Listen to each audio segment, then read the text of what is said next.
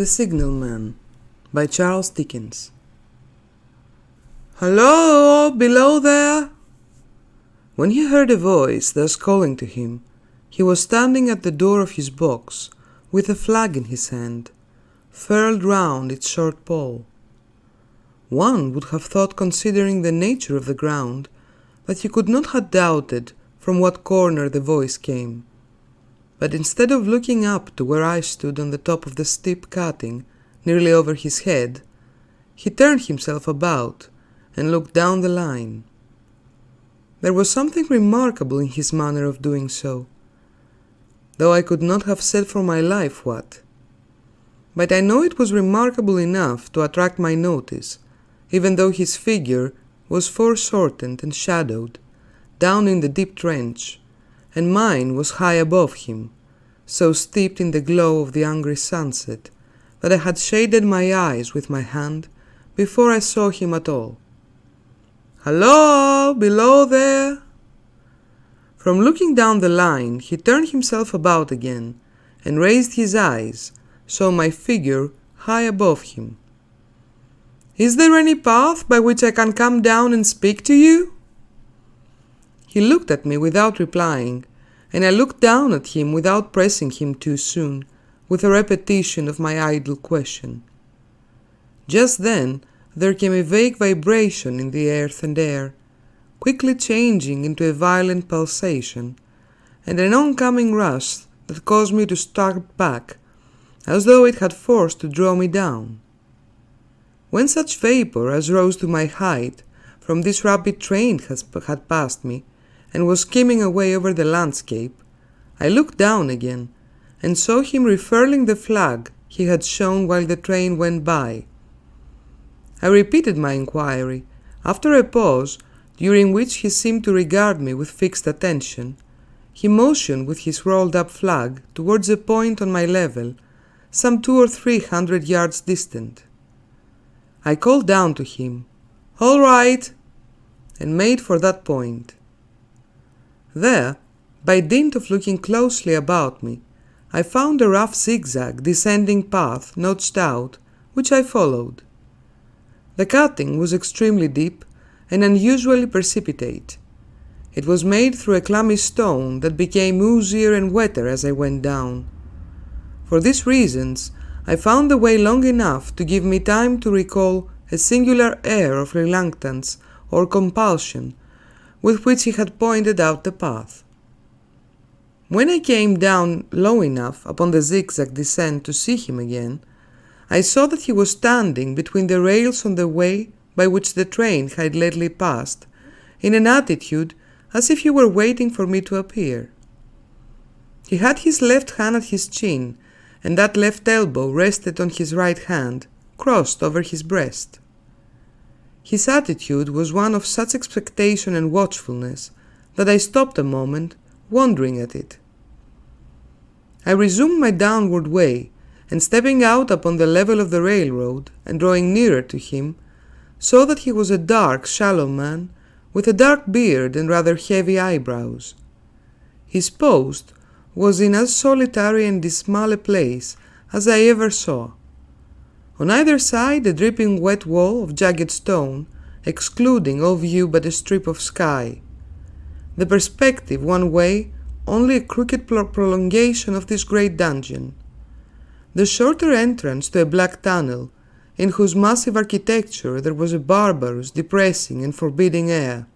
So little sunlight ever fought its way to this spot that it had an earthly, deadly smell, and so much cold wind rushed through it that it struck chill to me, as if it had left the nature world. Before he stirred, I was near enough to him to have touched him. Not even then removing his eyes from mine, he stepped back one step and lifted his hand. This was a lonesome post to occupy, I said, and it had riveted my attention when I looked down from up yonder. A visitor was a rarity, I should suppose, not an unwelcome rarity, I hoped. In me, he merely saw a man who had been shut up with narrow limits all his life, and who, being at last set free, had a newly awakened interest in these great works. To such purpose I spoke to him, but I am far from sure of the terms I used. For, besides that I am not happy in opening any conversation, there was something in the man that daunted me. He directed a most curious look towards the red light near the tunnel's mouth, and looked all about it as if something were missing from it, and then looked at me. That light was part of his charge, was it not? He answered in a low voice, "Don't you know what it is?" The monstrous thought came into my mind as I pursued the fixed eyes and the saturnine face, that this was a spirit, not a man. I have speculated since whether there may have been infection in his mind. In my turn I stepped back, but in making the action I detected in his eyes some latent fear of me. This put the monstrous thought to flight. "You look at me," I said, forcing a smile, "as if you had a dread of me." "I was doubtful," he returned, "whether I had seen you before." "Where?" He pointed to the red light he had looked at. "There?" I said. Intently watchful of me, he replied, but without sound, "Yes." "My good fellow, what should I do there? However, be that as it may, I never was there, you may swear." "I think I may," he rejoined. "Yes, I am sure I may." His manner cleared like my own. He replied to my remarks with readiness and in well-chosen words. Had he much to do there? Yes, that was to say, he had enough responsibility to bear, but exactness and watchfulness were what was required of him, and of actual work, manual labor, he had next to none. To change the signal, to trim those lights, and to turn this iron handle now and then, was all he had to do under that head. Regarding those many long and lonely hours, of which I seemed to make so much, he could only say that the routine of his life had shaped itself into that form, and he had grown used to it. He had taught himself a language down there, if only to know it by sight, and to have formed his own crude ideas of its pronunciation, could be called learning it. He had also worked at fractions and decimals, and tried a little algebra. But he was, and had been as a boy, a poor hand at fingers. Was it necessary for him, when on duty, always to remain in that channel of damp air, and could he never rise into the sunshine from between those high stone walls? Why, that depended upon times and circumstances. Under some conditions there would be less upon the line than under others, and the same held good as to certain hours of the day and night. In bright weather he did choose occasions for getting a little above these lower shadows, but being at all times liable to be called by his electric bill, and at such times listening for it with redoubted anxiety, the relief was less than I would suppose. He took me into his box, where there was a fire, a desk for an official book, in which he had made to make certain entries, a telegraphic instrument with its dial, face and needles, and the little bell of which he had spoken. On my trusting that he would excuse the remark that he had been well educated, and, I hoped I might say without offence, perhaps educated above that station, he observed that instances of slighting or durity in such wise would rarely be found wanting among large bodies of men. That he had heard it was so in workhouses, in the police force, even in that last desperate resource, the army, and that he knew it was so more or less in any great railway staff. He had been, when young, if I could believe it, sitting in that hat, he scarcely could, a student of natural philosophy, and he had attended lectures, but he had run wild, misused his opportunities, gone down, and never risen again. He had no complaint to offer about that. He had made his bed, and he lay upon it. It was far too late to make another. All that I have here condensed he said in a quiet manner, with his grave, dark regards divided between me and the fire. He threw in the word "sir" from time to time, and especially when he referred to his youth, as though to request me to understand that he claimed to be nothing but what I found him. He was several times interrupted by the little bell and had to read off messages and send replies. Once he had to stand without the door and display a flag as a train passed and make some verbal communication to the driver. In the discharge of his duties, I observed him to be remarkably exact and vigilant, breaking off his discourse at a syllable and remaining silent until what he had to do was done. In a word, I should have set this man down as one of the safest men to be employed in that capacity, but for the circumstance that while he was speaking to me, he twice broke off with a fallen color, turned his face towards the little bell when it did not ring, opened the door of the hut, which was kept shut to exclude the unhealthy damp, and looked out towards the red light near the mouth of the tunnel.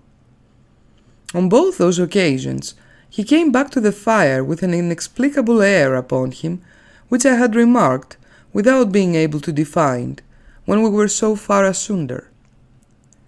Said I, when I rose to leave him, "You almost make me think that I have met with a contented man." I am afraid I must acknowledge that I said it to lead him on. "I believe I used to be so," he rejoined, in a low voice in which he had first spoken. "But I am troubled, sir. I am troubled." He would have recalled the words if he could. He had said them, however, and I took them up quickly. "With what? What is your trouble?" "It is very difficult to impart, sir. It is very, very difficult to speak of. If ever you make me another visit, I will try to tell you." "But I expressly intend to make another visit. Say, when shall it be?" "I go off early in the morning, and shall be once again at 10 tomorrow night, sir." "I will come at 11. He thanked me and went out at the door with me. "I'll show my white light, sir," he said in his peculiar low voice, "till you have found your way up. When you have found it, don't call out, and when you're at the top, don't call out." His manner seemed to make the place strike colder to me, but I said no more than, "Very well." "And when you come down tomorrow night, don't call out. Let me ask you a parting question. What made you cry, 'Halloa below there tonight'?" "Heaven knows," said I. "I cried something to that effect." "Not to that effect, sir. Those were the very words. I know them well." "Admit those were the very words. I said them, no doubt, because I saw you below." "For no other reason?" "What other reason could I possibly have?" "You had no feeling that they were conveyed to you in any supernatural way?" "No." He wished me good night and held up his light. I walked by the side of the down lane of rails, with a very disagreeable sensation of a train coming behind me, until I found the path. It was easier to mount than to descend, and I got back to my inn without any adventure. Punctual to my appointment, I placed my foot on the first notch of the zigzag next night, at the distant clocks were striking 11. He was waiting for me at the bottom, with his white light on. "I have not called out," I said when he came close together. "May I speak now?" "By all means, sir." "Good night, then, and here's my hand." "Good night, sir, and here's mine." With that, we walked side by side to his box, entered it, closed the door, and sat down by the fire. "I have made up my mind, sir," he began, bending forward as soon as we were seated, and speaking with a tone but a little above a whisper, "that you shall not have to ask me twice what troubles me. I took you for someone else yesterday evening. That troubles me." "That mistake?" "No, that's someone else." "Who is it?" "I don't know." "Like me?" "I don't know. I never saw the face. The left arm is across the face, and the right arm is waved, violently waved, this way." I followed his actions with my eyes, and it was the action of an arm gesticulating with the utmost passion and vehemence. "For God's sake, clear the way." "One moonlight night," said the man, "I was sitting there when I heard a voice cry, 'Halloa, below there!' I started up, looked from that door and saw this someone else standing by the red light near the tunnel, waving as I just now showed you.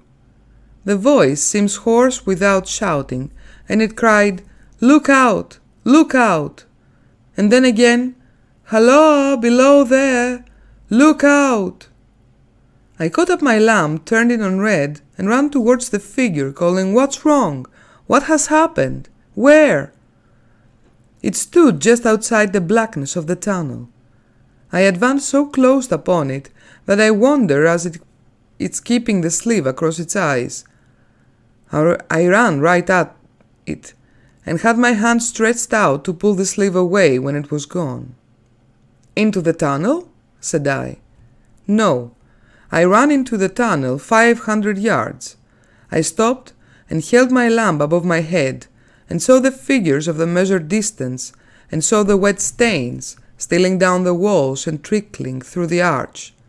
I ran out again faster than I had run in, for I had a mortal abhorrence of the place upon me, and I looked all around the red light with my own red light, and I went up the iron ladder to the gallery atop of it, and I came down again and ran back here. I telegraphed both ways. An alarm has been given. Is anything wrong? The answer came back both ways. All well. Resting the slow touch of a frozen finger tracing upon my spine, I showed him how that this finger must be a deception of his sense of sight, and how that figures, originating in disease of the delicate nerves that ministers to the function of the eye, were known to have often troubled patients, some of whom had become conscious of the nature of their affliction, and had even proved it by experiments upon themselves. As to an imaginary cry, said I, do but listen for a moment to the wind in this unnatural valley while we speak so low, and to the wild harp it makes of the telegraph wires. That was all very well, he returned, after he had sat listening for a while, and he ought to know something of the wind and the wires. He so often passed long winters there, alone and watching. But he would beg to remark that he had not finished. I asked his pardon, and he slowly added these words touching my arm. Within 6 hours after the appearance, the memorable accident of this line happened, and within 10 hours the dead and wounded were brought along through the tunnel over the spot where the figure had stood. A disagreeable shudder crept over me, but I did my best against it. It was not to be denied, I rejoined, that this was a remarkable coincidence, calculated deeply to impress his mind. But it was unquestionable that remarkable coincidences did continually occur, and they must be taken into account in dealing with such a subject. Though to be sure I must admit, I added, for I thought I saw that he was going to bring the objection to bear upon me, men of common sense did not allow much of coincidences in making the ordinary calculations of life. He again begged to remark that he had not finished. I again begged his pardon for being betrayed into interruptions. This, he said again, laying his hand upon my arm and glancing over his shoulder with hollow eyes, was just a year ago. 6 or 7 months passed, and I had recovered from the surprise and shock, when one morning, as the day was breaking, I standing at the door, looked towards the red light, and saw the spectre again. He stopped with a fixed look at me. Did it cry out? No, it was silent.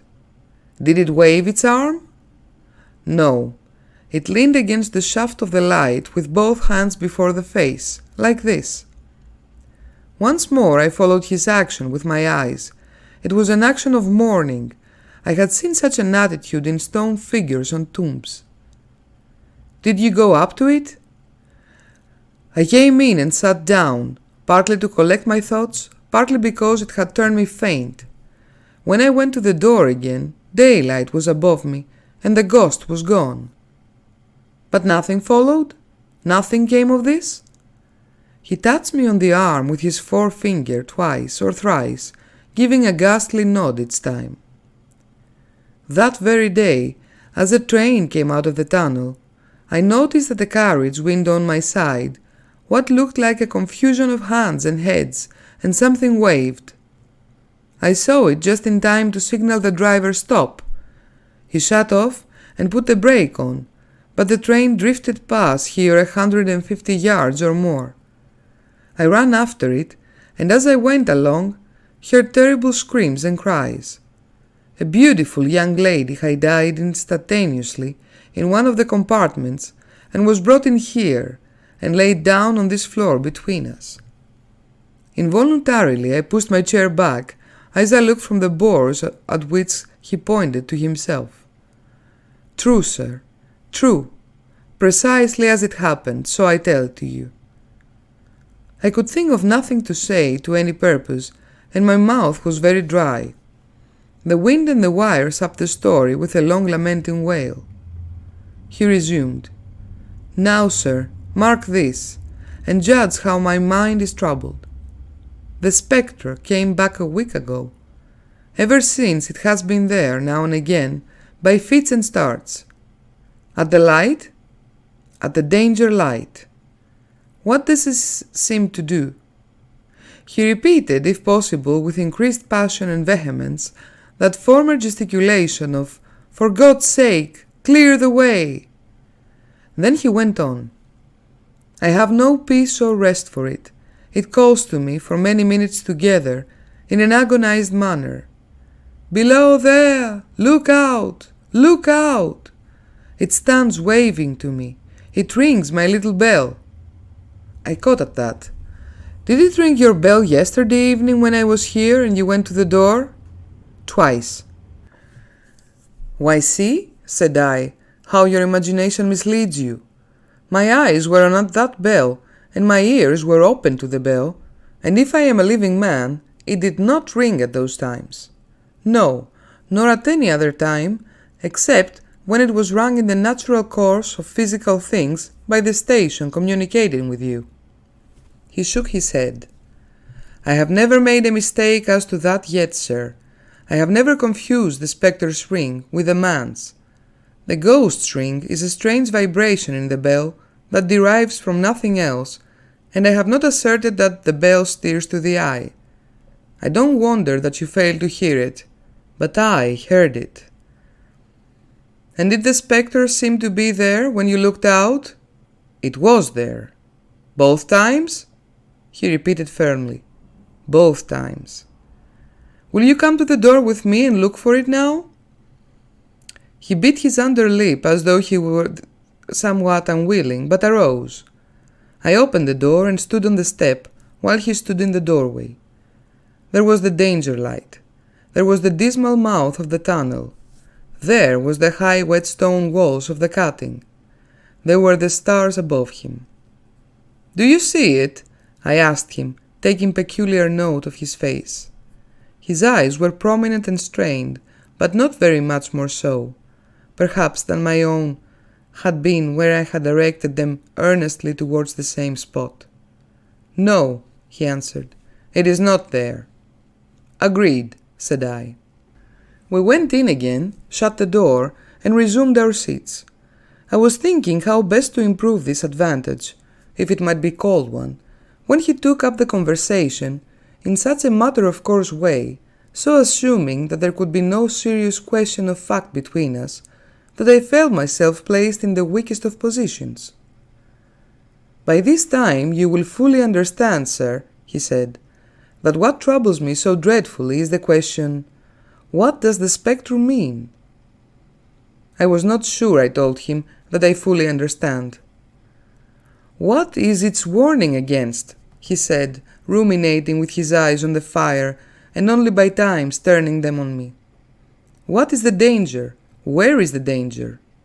There is danger overhanging somewhere on the line. Some dreadful calamity will happen. It is not to be doubted this third time, after what has gone before, but surely this is a cruel hunting of me. What can I do? He pulled out his handkerchief and wiped the drops from his heated forehead. If I telegraph danger on either side of me, or on both, I can give no reason for it," he went on, wiping the palms of his hands. "I should get into trouble, and do no good. They would think of me as mad. This is the way it would work. Message: danger, take care. Answer: what danger? Where? Message: don't know, but for God's sake, take care. They would displace me. What else could they do?" His pain of mind was most pitiable to see. It was the mental torture of a conscientious man, oppressed beyond endurance by an unintelligible responsibility involving life. "When it first stood under the danger light," he went on, putting his dark hair back from his head, and drawing his hands outward across and across his temples in an extremity of feverish distress, "why not tell me where the accident was to happen, if it must happen? Why not tell me how it could be averted, if it could have been averted? When on its second coming it hid its face, why not tell me instead, 'She is going to die, let them keep her at home'? If it came on those two occasions only to show me that its warnings were true, and so to prepare me for the third, why not warn me plainly now? And I, Lord help me, a mere poor signalman on this solitary station, why not go to somebody with credit to be believed and power to act?" When I saw him in this state, I saw that for the poor man's sake, as well as for the public safety, what I had to do for the time was to compose his mind. Therefore, setting aside all question of reality or unreality between us, I represented to him that whoever thoroughly discharged his duty must do well, and that at least it was his comfort that he understood his duty, though he did not understand these confounding appearances. In this effort I succeeded far better than in an attempt to reason him out of his conviction. He became calm. The occupations incidental to his post as this night advanced began to make larger demands on his attention, and I left him at 2 in the morning. I had offered to stay through the night, but he would not hear of it. That I more than once looked back at the red light as I ascended the pathway, that I did not like the red light, and that I should have slept but poorly if my bed had been under it, I see no reason to conceal. Nor did I like the two sequences of the accident and the dead girl. I see no reason to conceal that either. But what ran most in my thoughts was the consideration how I ought to act, having become the recipient of this disclosure. I had proved the man to be intelligent, vigilant, painstaking, and exact, but how long might he remain so in his state of mind? Though in a subordinate position, still he held the most important trust, and would I, for instance, like to stake my own life on the chances of his continuing to execute it with precision? Unable to overcome a feeling that there would be something treacherous in my communicating that he had told me to his superiors in the company, without first being plain with himself and proposing a middle course to him, I ultimately resolved to offer to accompany him, otherwise keeping his secret for the present, to the wisest medical practitioner he could hear of in these parts, and to take his opinion. A change in his time of duty would come round next night, he had apprised me, and he would be off an hour or two after sunrise, and on again soon after sunset. I had appointed to return accordingly. Next evening was a lonely evening, and I walked out early to enjoy it. The sun was not quite down when I traversed the field path near the top of the deep cutting. I would extend my walk for an hour, I said to myself, half an hour on and half an hour back, and it would then be time to go to my signalman's post. Before pursuing my stroll, I stepped to the brink and mechanically looked down from the point from which I had first seen him. I cannot describe the thrill that seized upon me when, close at the mouth of the tunnel, I saw the appearance of a man with his left sleeve across his eyes, passionately waving his right arm. The nameless horror that oppressed me passed in a moment, for in a moment I saw that this appearance of a man was a man indeed, and that there was a little group of other men, standing at a short distance, to whom he seemed to be rehearsing the gesture he made. The danger light was not yet lighted. Against its shaft, a light low hut entirely new to me had been made of some wooden supports and tarpaulin. It looked no bigger than a bed. With an irresistible sense that something was wrong, with a flashing self-reproachful fear and fatal mischief had come of my leaving the man there, and causing no one to be sent to overlook or correct what he did, I descended the north patch with all the speed I could make. "What is the matter?" I asked the man. "Signalman killed this morning, sir." "Not the man belonging to that box?" "Yes, sir." "Not the man I know?" "You will recognize him, sir, if you knew him," said the man who spoke for the others, solemnly uncovering his own head and raising an end of the tarpaulin, for his face is quite composed. "Oh, how did this happen? How did this happen?"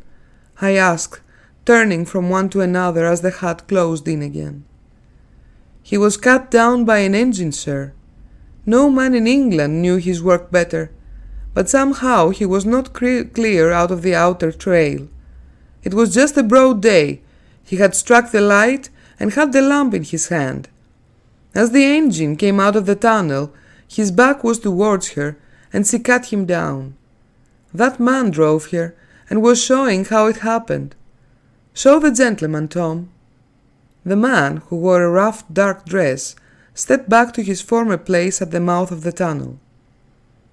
"Coming round the curve in the tunnel, sir," he said. "I saw him at the end, like as if I saw him down a perspective glass. There was no time to check speed, and I knew him to be very careful. As he didn't seem to take heed of the whistle, I shut it off when he turned running down upon him, and called to him as loud as I could call." "What did you say?" "I said, 'Below there! Look out! Look out!